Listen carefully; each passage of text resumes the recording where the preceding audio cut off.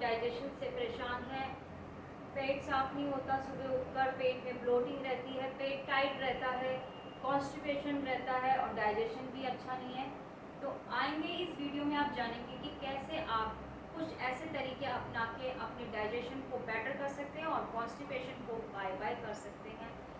मैं नम्रता खत्री, निरोग रोग से, वेलकम टू माय चैनल। आइए जानेंगे कि सबसे पहले हमें कॉन्स्टिपेशन होता क्यों है। कॉन्स्टिपेशन होने का सबसे मेन कारण कम फाइबर फूड लेना, मैदा ज़्यादा खाना, पानी कम पीना, देर रात तक सोना और एक खाना खाया उसके बाद दूसरा इंटेक कर लेना, चाहे भूख हो या ना हो, ये भी एक मेन कारण हो जाता है हमारा, खाना एक डाइजेस्ट नहीं हुआ, दूसरा उसके ऊपर, तो हमें कब्ज होना डेफिनेटली ही होगा। और कुछ लोग ज़्यादा दर्द की दवाइयाँ खाते हैं, जैसे घुटनों में दर्द, कमर में दर्द, या किसी किसी को कुछ आदत ही होती है कि हम थोड़ा सा दर्द सहन हुआ नहीं कि चलो एक गोली ले ली और खा ली, पर ये गलत है क्योंकि ये आपको धीरे धीरे कॉन्स्टिपेशन और आपके डाइजेशन को बिगाड़ रहा है। इन छोटे छोटे सब कारणों को आप जानते ही हैं, ये मेन कारण है आपके कॉन्स्टिपेशन के। आएंगे जानेंगे कि इसको हमें ठीक कैसे करना है नेचुरल तरीकों से, बिल्कुल सिंपल तरीके हैं। आप जानेंगे कि इस छोटे से वीडियो में आपको आपके डाइजेशन के लिए कितनी बेटर टिप्स मैं आपको दे रही हूँ। आएंगे जानेंगे। अब हम फ्रूट्स खाते हैं, बैठ जाऊंगी मैं, मेरे को भूख लगी, हम लोग क्या करते हैं फटाफट जल्दी जल्दी खाते हैं, पर ये रॉन्ग प्रोसीजर। आपको धीरे धीरे च्यूई करना है, धीरे धीरे चबा चबा के 32 बार खाना है, स्वाद लेके खाएं, एक एक जूस का आप मजा लें, खाएं। खाना खाने के साथ साथ जो आप खाना खा रहे हो अच्छे से खाएं। आप अच्छे से खाएंगे तो आपके दांतों की एक्सरसाइज होगी, आपकी जॉ लाइन बनी रहेगी।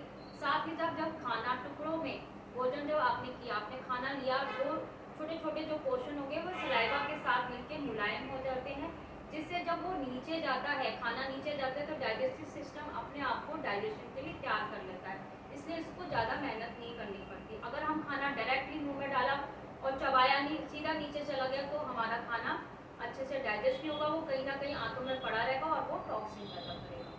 साथ ही साथ आपने देखा मैंने किसी फोक का यूज़ नहीं किया, मैंने हाथ का ही यूज़ किया। आप आयुर्वेद के अनुसार हमारी 5 उंगलियों में हमारे 5 तत्व, पहले अंगूठे में अग्नि, दूसरी में वायु, तीसरी में आकाश, चौथी में पृथ्वी और पांचवी में जल।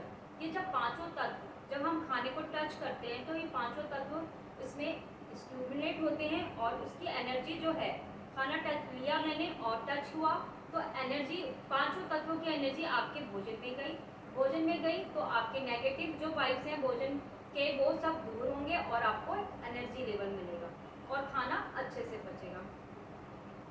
साथ ही आपने देखा कि मैंने बैठकर, आपने सुखपूर्वक आसना में बैठो, जिस भी पोर्शन में बैठ सकते हो, आप जमीन पे बैठे बेटर है, क्योंकि जमीन पे बैठने से, कुर्सी पे बैठते हैं, कुर्सी पे बैठने से क्या होता है कि जो ग्रेविटी होती है वो खाना, ग्रेविटी के कारण जो खाना है वो सीधा पेट में जाता है, उससे क्या होता है कि खाना आपके एक एक हिस्से में नहीं पहुंच पाता और डाइजेशन बिगड़ जाता है। अगर हम खाना जमीन पर बैठ कर खाते हैं तो खाने से क्या होगा, हमारी जो जठ राग्नि है वो आपकी एक्टिव होगी, मजबूत बनेगी और आपका खाना अच्छे से पचेगा और आप डाइजेशन भी बेहतर रहेगा और कॉन्स्टिपेशन तो बिल्कुल ही खत्म हो जाएगा। और सबसे लास्ट, आपने सुबह उठकर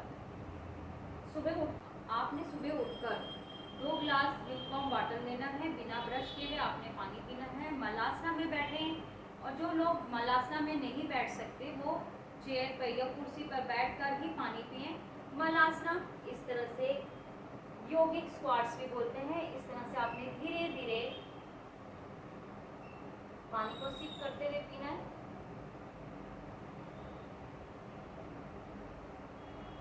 इस तरह से आपका जब गिलास कंप्लीट हो जाएगा तो आप थोड़ी देर इस तरह से प्रेशर को मेंटेन करेंगे। आप देखेंगे कि 2 गिलास पीते ही आपका प्रेशर बन जाएगा और आप कॉन्स्टिपेशन से आपको राहत मिल जाएगी, क्योंकि जितने भी आपके जितने भी टॉक्सिन थे मुंह सलाइवा के थ्रू, पानी के थ्रू क्या हुआ है, वो पानी में गए, आपके पेट में गए और टॉक्सिन जो है पेट से निकल गए। इन छोटे छोटे आप रीजंस को जानते हुए अपने इसको डेली लाइफ में अपनाएं। इन सब तरीकों को अपना कर अपने डाइजेशन को बेटर बना सकते हैं, कॉन्स्टिपेशन को दूर कर सकते हैं। ये तरीके हमारे दादा दादी हमें अपनाने के लिए कहते थे, पर जैसे जैसे हम मॉडर्न होते चले गए और हमने इन सब तरीकों को छोड़ दिया।